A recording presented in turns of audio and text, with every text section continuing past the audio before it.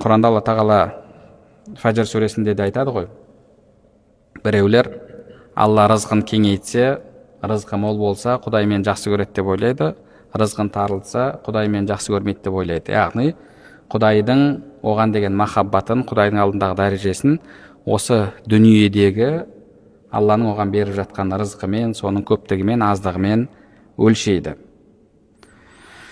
Сөйтіп Алла тағаладан жақсылықтарды үміт етеді.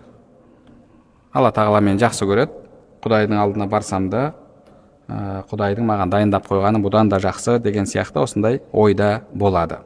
Пайғамбарымыз саллаллаху алейхи вассалам соны айтып жатыр. Әл-кайису ман дана нафсаху ва амила лима ба'дал маут.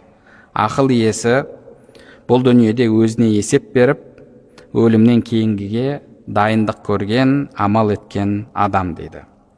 Ал шарасыз адам ман атба'a нафсаху хаваха, көңіл қалауына нәпсісін құл еткен және Алла тағаладан жақсылықты үміт еткен адам дейді. Құдай мейірімді, Құдай кешірімді,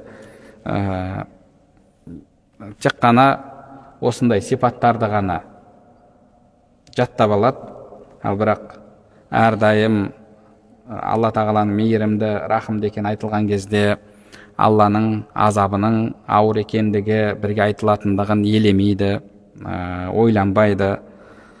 Құдай ғафур рахим деп сөйтіп жүре береді. Пайғамбарымыз саллаллаху алейхи вассалам соны айтып жатыр. Ақымақ адам, шарасыз адам көңіл қалауына еріп, бұл дүниеде нәпсісінің құлы болып өмір сүреді де, Алла тағаладан жақсылықтарды үміт етеді дейді.